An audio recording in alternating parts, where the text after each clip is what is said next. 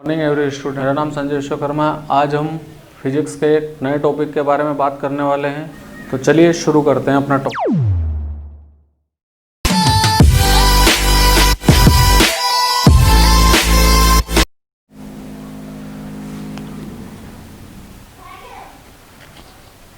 देखो, आज का अपना टॉपिक है सेल, विद्युतवाहक बल एंड आंतरिक प्रतिरोध। देखिए, अपन स्टेप बाय स्टेप एक एक को लेते हैं। सबसे पहले सेल।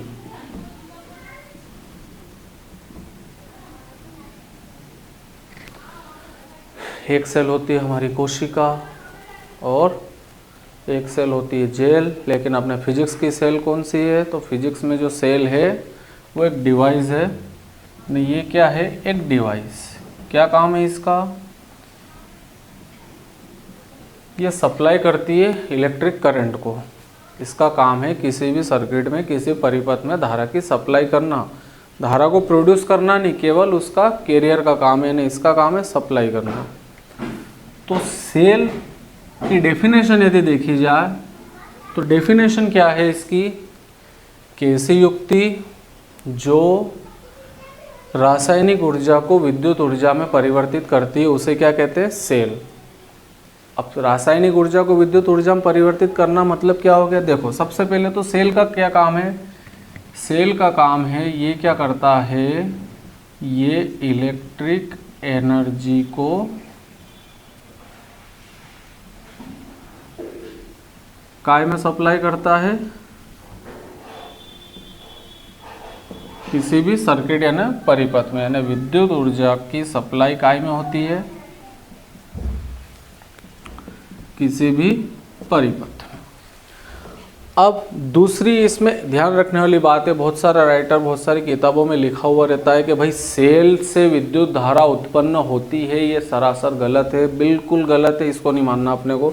सेल से धारा उत्पन्न नहीं होती है। सेल क्या करता है? जो इसके अंदर इलेक्ट्रॉन रहते हैं उनको एनर्जी देके फॉरवर्ड कर देता है। कहने का मतलब सेल है, सेल से क्या धारा निकलती है, मतलब ये धारा की सप्लाई करता है। तो एक इसके बारे में मिथ ये जुड़ा हुआ है कि सेल आवेश प्रोड्यूस करता है। सेल आवेश प्रोड्यूस नहीं करता है। सेल केवल आवेशों को एनर्जी देके जा भाई निकल परिपथ में। तो ये क्या करता है? ये एनर्जी देता है सेल। तो किस प्रकार से सेल की स्ट्रक्चर रहती है, थोड़ा सा अपन इसको समझ लें। ये ले लिया अपन ने बीकर, ये इसमें ले लिया हमने इलेक्ट्रोलिसिस मीन्स विद्युत अपघट्य। अब क्या होता है विद्युत अपघट्य? आपको पता ही होगा, नहीं होगा तो मैं अभी बता देता हूँ। ये इसके अंदर दो छड़ें डाल दी हमने,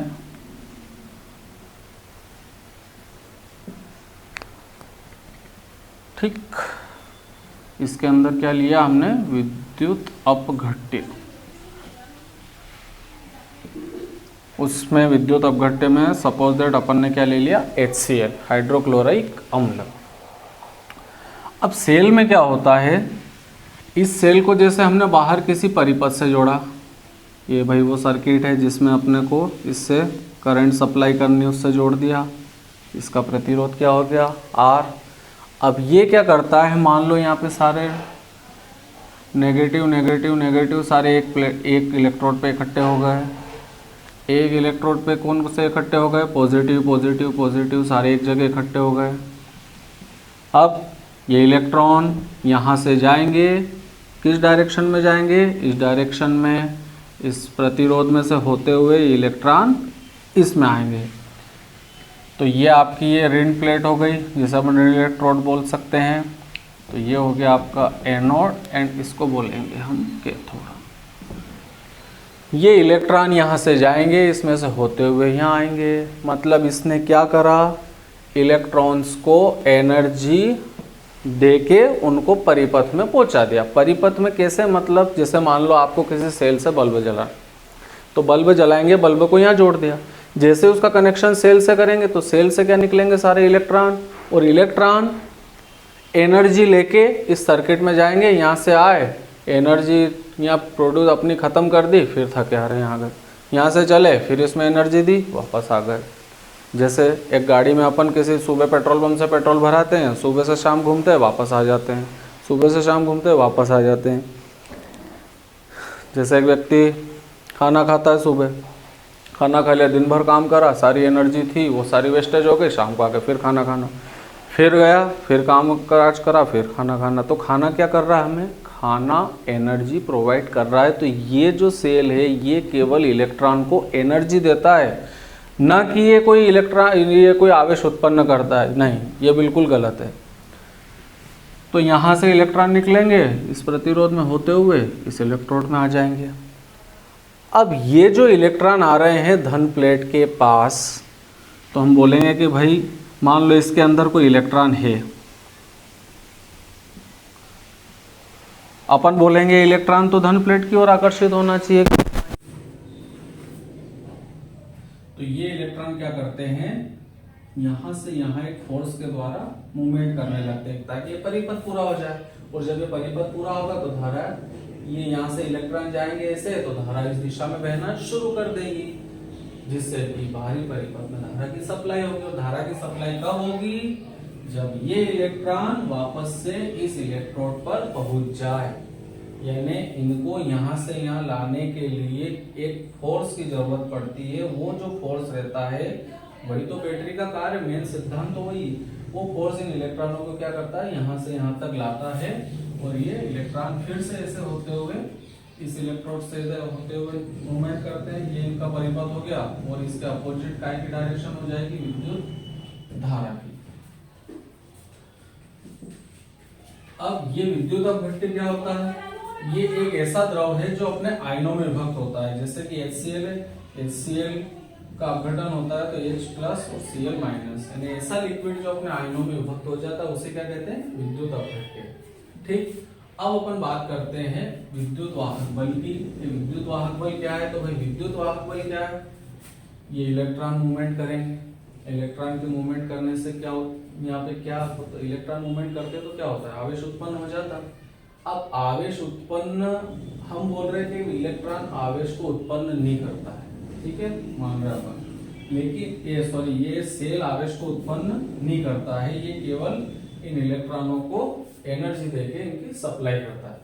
लेकिन जब इलेक्ट्रॉन गतिशील होते हैं तो यहाँ पे आवेश बन जाता है, और उस आवेश को इस परिपथ में घुमाने में जो कार्य करना पड़ता है उस कार्य को क्या बोलते हैं? विद्युत वाहक बल। विद्युत वाहक बल वही तो इन दोनों के बीच में पोटेंशियल डिफरेंस होगा, यानी इन दोनों के बीच का विभवांतर ही क्या हो गया यहाँ पे? विद्युत वाहक बल। अब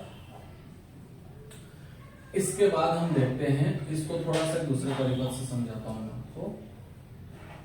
ये सेल, ठीक, प्लस ये माइनस, बाजार से खरीद के लिया है। कितना वोल्टेज है इसका भी? फॉर एग्जांपल 12 वोल्ट, यानी इसका ईएमएफ कितना आ रहा है? 12 वोल्ट। इसको हमने क्या करा? एक बाहरी परिपथ से कनेक्ट कर दिया। बाहरी परिपथ में इसका रेजिस्टेंस क्या हो गया? R, और इसके साथ हमने यहाँ पे इसका वोल्टेज मापने के लिए समांतर क्रम में क्या जोड़ दिया? एक मीटर, जिसे बोलते हैं वोल्टमीटर। और धारा को मापने के लिए यहाँ पे क्या लगा दिया? अमीटर, ठीक है, धारा मापी यंत्र अमीटर होता है। अब हम जो सेल लेके आए उसका वोल्टेज कितना दिया? 12 वोल्ट, ठीक है, लगा दिया हमने। यहाँ से करंट चालू, कितना? अब इसका प्रतिरोध का मान कितना मान लिया हमने? 4 ओम के पर सर्किट के साथ जोड़ा है इसको। 4 × 12, I बराबर V/R, या I बराबर E/R, तो 4 × 12, ठीक। तो 3 एम्पियर की जो धारा है वो इसमें बहना शुरू हो गई, ठीक है। हम मान रहे हैं कि 3 एम्पियर की धारा बह रही है, 12 वोल्ट का इसका ईएमएफ है और 4 ओम का ये रेजिस्टेंस है, सब कुछ ठीक है। कंपनी ने सेल के ऊपर लिख के दिया 12 वोल्ट, मतलब हम ये मान के चल रहे हैं कि 12 वोल्ट की सप्लाई हो रही है अपने परिपथ में, लेकिन ऐसा नहीं है। जब हम इस धारा को मापेंगे तो ये धारा का मान बता रहा है 2 एम्पियर और अमीटर, जबकि जा कितनी रही? 3 के पता कितना रहा है? 2। तो फिर इस हिसाब से वोल्टेज कितना आना चाहिए? 2 चौक 8, दिया कितना? 12। अब यहाँ पे परिपथ में कितना पहुंच रहा है? 8, बाकी का बचा कितना? 4 कहाँ गया? ये खा गया कौन? सेल ही सेल का दुश्मन है भैया, तो इसके अंदर तो करंट इससे निकल रहा है 12 वोल्ट, नहीं ये चट कर रहा है, नहीं पहुंचा रहा है 8, मतलब ये तो बहुत बड़ा धोखा हो रहा है अपने साथ। फिर अब धोखा हो रहा तो इस धोखे की 4 वोल्टेज 4 वोल्ट का जो मान है वो कहाँ गया, वो गया इस सेल के अंदर ही खर्च हो गया। ठीक है, अब कैसे खर्च हुआ वो देखते हैं।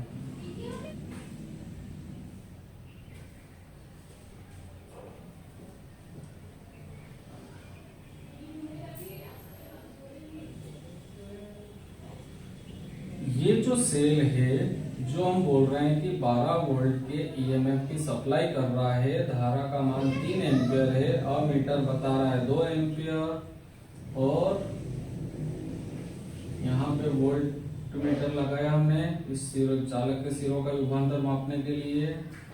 इसका रेजिस्टेंस हो गया 4 ओम, ये बता रहा है कितना 8 वोल्ट, जा कितना रहा है 12, कंपनी की 12 कह रहे हैं, हमें तो 8 मिल रहा।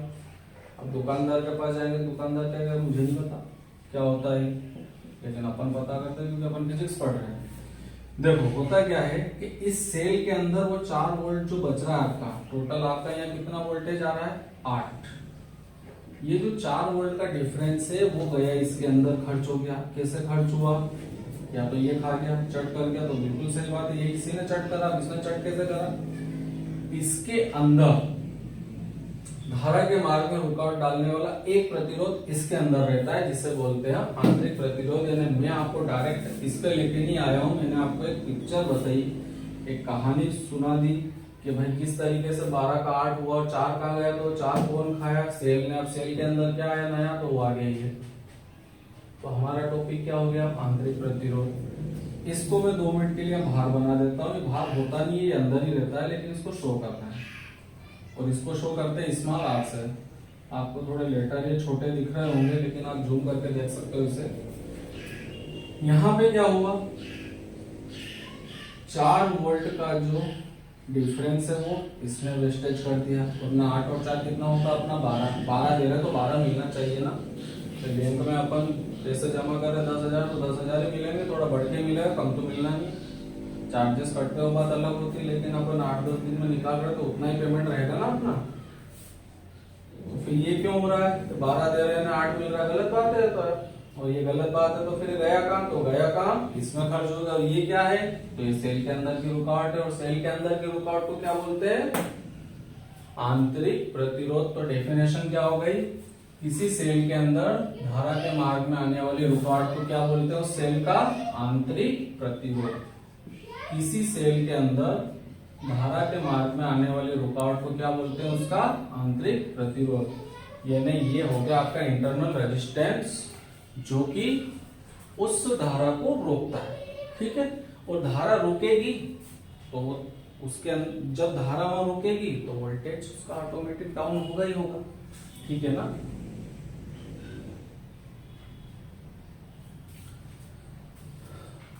हम तीनों टॉपिक अच्छे से समझ चुके हैं, सेल क्या होता है, विद्युत वाहक बल क्या होता है, आंतरिक प्रतिरोध क्या होता है। तो आंतरिक प्रतिरोध पता है, अब इसको कौन कौन से कारक प्रभावित करते हैं। तो आंतरिक प्रतिरोध को प्रभावित करने वाले कारक, पहला कारक दोनों इलेक्ट्रोडों के बीच की दूरी। क्या नोट करना है, बीच की दूरी। दूरी बढ़ाएं कि घटाएं, हमें प्रतिरोध आंतरिक प्रतिरोध कम करना है कि ज्यादा करना है, कम करना है ना, ताकि धारा की सप्लाई रुके नहीं, और धारा की सप्लाई नहीं रुकेगी तो वोल्टेज पर्याप्त मिलेगा। तो क्या करना है, इलेक्ट्रोडों के बीच की दूरी कम करना है। तो पहला कारक क्या हो गया, दोनों इलेक्ट्रोडों के बीच की दूरी कम करने से आंतरिक प्रतिरोध का मान भी क्या होगा, कम हो जाएगा।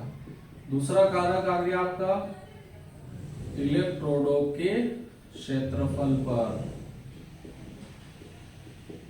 इलेक्ट्रोडों का क्षेत्रफल मतलब इन इलेक्ट्रोडों का क्षेत्रफल बढ़ा देंगे आप, बढ़ा देंगे तो आवेश जो इलेक्ट्रॉन रहेंगे, सॉरी इलेक्ट्रोड का क्षेत्रफल बढ़ाने से जो आपके इलेक्ट्रॉन रहेंगे उनको इकट्ठे होने की जगह और ज्यादा मिल जाएगी। उससे क्या होगा, उससे आंतरिक प्रतिरोध का मान क्या होगा, कम होगा। तो क्षेत्रफल बढ़ाने से आंतरिक प्रतिरोध का मान कम होता है। तीसरा है सांद्रता। किसकी सांद्रता, विद्युत अपघट्य की सांद्रता। तो विद्युत अपघट्य की सांद्रता कम होने से आंतरिक प्रतिरोध का मान कम होता है। फाइनल है टेम्परेचर, यानी ताप ताप बढ़ाने से भी आंतरिक प्रतिरोध का मान कम हो जाता है। तो 4 कारक आप नोट कर लो। इलेक्ट्रोडों के बीच की दूरी, इलेक्ट्रोडों के बीच की दूरी कम करने से आंतरिक प्रतिरोध का मान कम हो जाएगा। इलेक्ट्रोडों का क्षेत्रफल बढ़ाने से आंतरिक प्रतिरोध का मान कम हो जाएगा। और सांद्रता, विद्युत अपघट्य की सांद्रता कम करने से भी आंतरिक प्रतिरोध का मान कम हो जाएगा। और ताप बढ़ाने से भी आंतरिक प्रतिरोध का मान कम हो जाएगा। ठीक है, इतना हमने सीख लिया। मतलब मैंने आपको सारा फंडामेंटल बेसिक बताया कहानी से जोड़ के। ये सेल है, ये सेल क्या करता है, ये अपने रासायनिक ऊर्जा को विद्युत ऊर्जा में बदलता है। मतलब किसी परिपथ में धारा की सप्लाई करना हो तो हम क्या लगा देते हैं, सेल। ये सेल हो गया। इसके अंदर की प्रोसेस कैसे रहती, कैसे धारा सप्लाई होती, उसके लिए मैंने आपको मेथड बताई शुरू में। दूसरा आता है ईएमएफ यानी विद्युत वाहक बल। तो ऐसा बल जो इन इलेक्ट्रॉनों को इधर से उधर घुमाता है, घुमाने के लिए एक फोर्स की जरूरत पड़ती है और उस फोर्स का क्या नाम है, विद्युत वाहक बल। ठीक। तीसरा है आंतरिक प्रतिरोध, जो कि अभी हमने पढ़ा ही है। तो ये टॉपिक आपका तीनों का बेसिक क्लियर हो जाए, इसको रिवाइज करके देख सकते, पास करके रिवाइज करके इस वीडियो को देखें। इस सेक्शन में आप लोग कुछ पूछने रहे तो पूछो, यदि कोई भी दिक्कत आ रही है तो पूछो। अब हम इसका आंतरिक सूत्र पढ़ेंगे नेक्स्ट वीडियो में। तब तक के लिए इस वीडियो को देखें, आराम से अच्छे से पढ़ाई करें। इस वीडियो को लाइक, शेयर एंड सब्सक्राइब करना बिल्कुल